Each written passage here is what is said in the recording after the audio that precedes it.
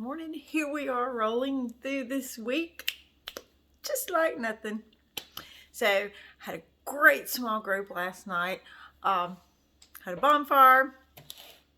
It's getting me a little more hyped up for the camping trip this weekend. So guess what? We're finally back in James.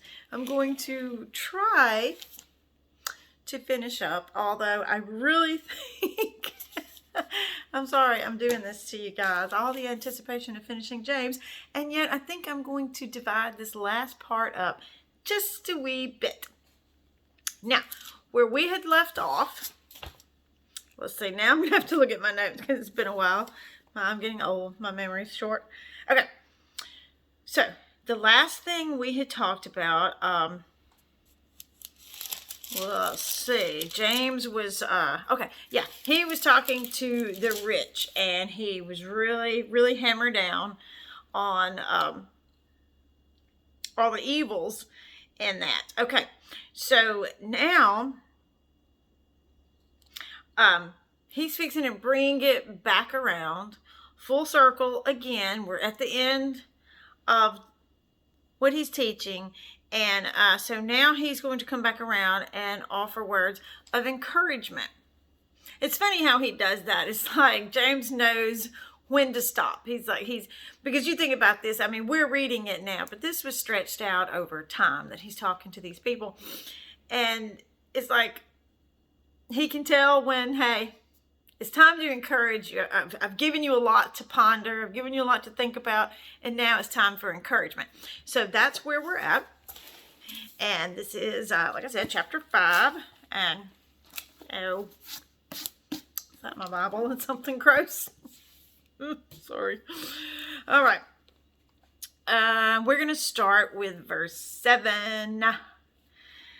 Dear brothers and sisters, be patient as you wait for the Lord's return. Consider the farmers who patiently wait for the rains in the fall and in the spring. They eagerly look for the valuable harvest to ripen.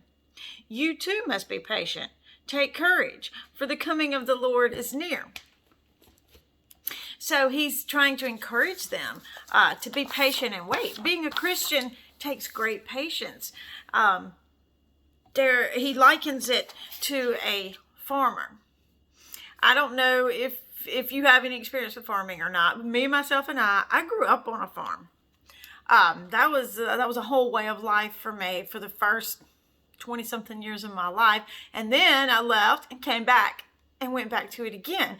So, point is, like a farmer, what do? When you put a seed in the ground, first thing you're going to do is water it, right? You want to make sure it's got water so it can take root and grow and sprout. But then, what happens if you stop watering it? Well, it's just going to die. That pretty little green sprout that comes up out of the ground, it's just going to wither up and die. So not only do you have to give it water to begin with, you have to sustain it. You have to continue to water it. And that's what he's telling us. Be patient. Being a Christian takes time. You don't just read the word one time. You don't just nourish your soul one time, water your soul once. You give it a good dose to get started, but then you maintain it consistently. So, hang on.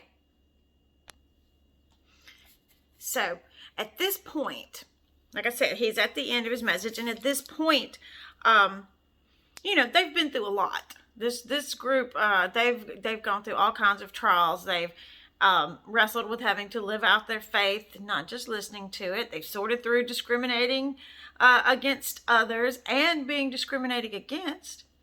They've learned that faith is dead if you don't live it out. They've had to struggle with what they say and what's said against them.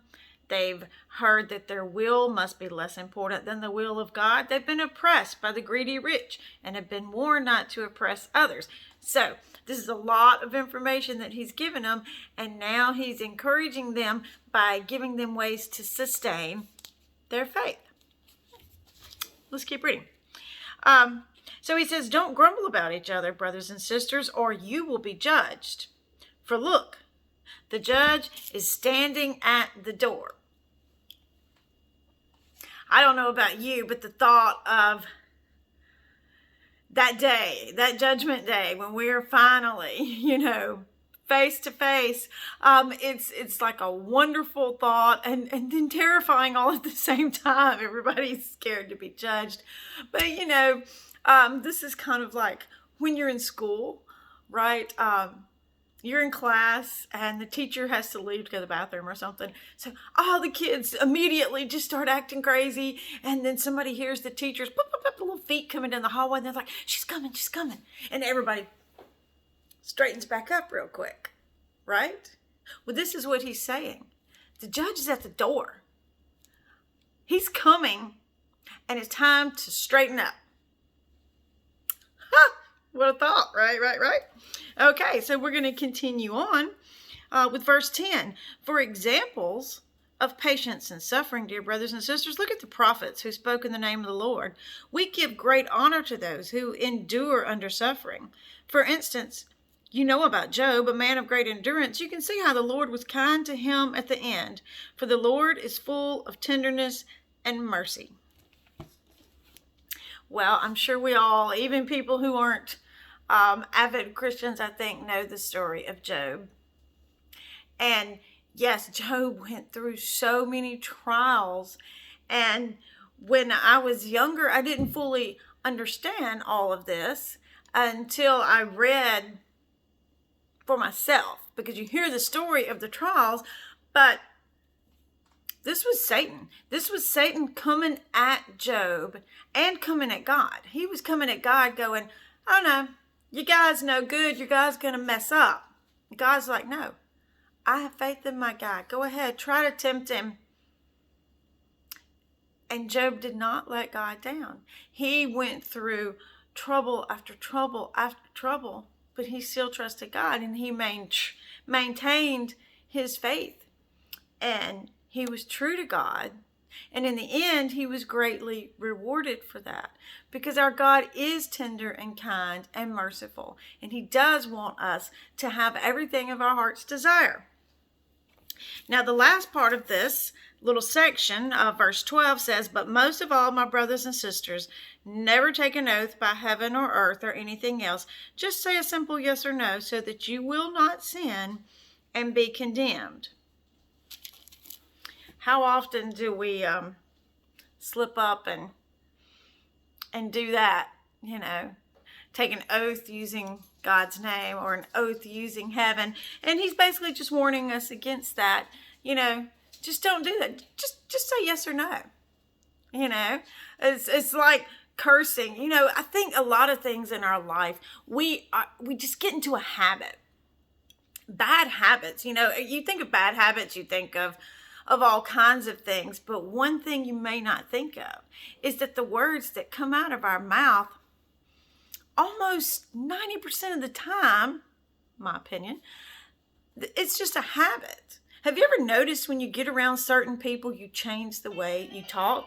If you get around people who are cussing a lot, it's like it's in your head. It's being put into your head. If you get around people who are negative, you start picking up that if you're not careful. I'm not saying you have to, but a lot of what we say is just habits. And he's warning us here.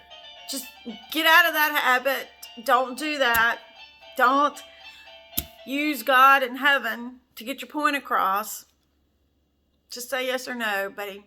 And he's saying you'll be judged for it if you do. So that's an interesting little tidbit of information he stuck in the end there. Let me go let the dog out so he'll stop whining. Okay, so our thought for the day is just have patience. Endure. The reward is so great if you just hang in there. I'll see you tomorrow.